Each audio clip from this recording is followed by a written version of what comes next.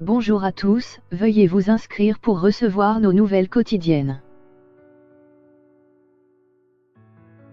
Ayrton Senna, 25 ans déjà, le 1er mai 1994, le pilote brésilien succombait à un accident sur le circuit d'Imola, en Italie. 25 ans plus tard, Senna reste une légende de la Formule 1. C'était un jour noir, plus triste que les nuits.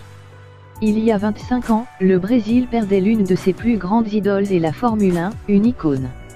Le 1er mai 1994, Ayrton Senna est victime d'un accident mortel sur le circuit d'Imola à Saint-Marin, en Italie, laissant derrière lui un pays en deuil et un héritage sans égal. Un drame qui déclenche une onde de choc et achève de forger sa légende. Parti en pole position, Ayrton Senna est en tête du Grand Prix d'Imola et doit l'emporter pour espérer un nouveau titre mondial. Alors qu'il mène la danse au volant de sa Williams Renault, le pilote brésilien s'engage dans la courbe de Tamburello au 7e tour.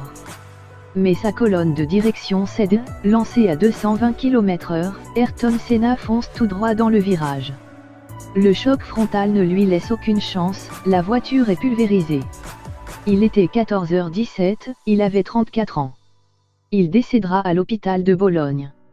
Un accident, retransmis en direct à la télévision, qui met fin à un week-end cauchemardesque pour les organisateurs.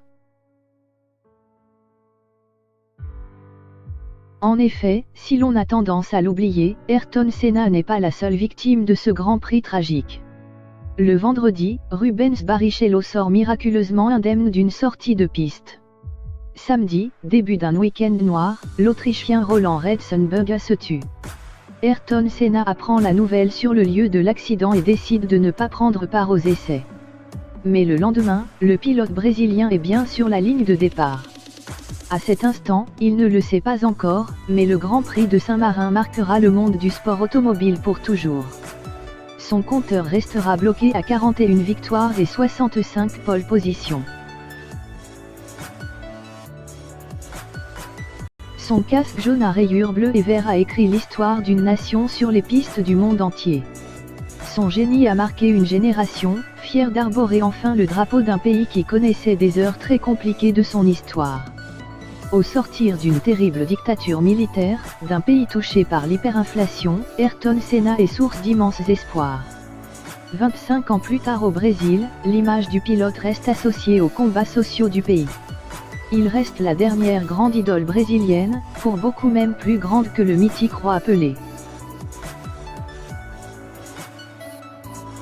Né dans une famille fortunée de São Paulo en 1960, il pilote dès le plus jeune âge.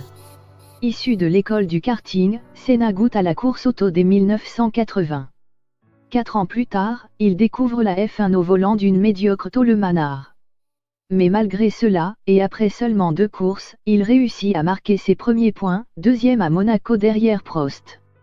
L'année suivante, 1985, changement d'écurie et première victoire en Grand Prix.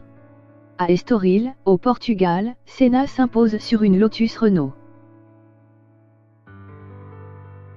6 victoires à Monaco, encore un record, 3 titres de champion du monde, tout sur McLaren, personne n'a oublié la légende. Bien que certains pilotes comme l'Allemand Michael Schumacher et l'Anglais Lewis Hamilton aient vaincu plusieurs de ces records, Senna reste le pilote avec le plus grand nombre de poles consécutives, émoticône n'en croyant pas ses yeux, le plus grand nombre de victoires consécutives lors d'un même Grand Prix, 5 victoires consécutives à Monaco, le plus grand nombre de courses menées de bout en bout, 19, le plus grand nombre de victoires à Saint-Marin, émoticône n'en croyant pas ses yeux, entre autres records.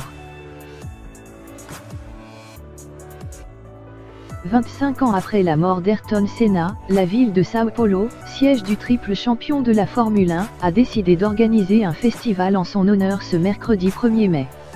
Le Senna Day Festival se déroule sur le circuit d'Interlagos, de 7h à 17h.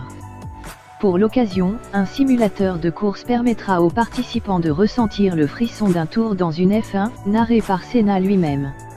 Reprenant les couleurs du casque emblématique de l'ancien pilote brésilien, le simulateur de course offre l'impression aux curieux de faire une sortie avec le triple champion du monde sur le circuit d'Interlagos. Éternel Ayrton.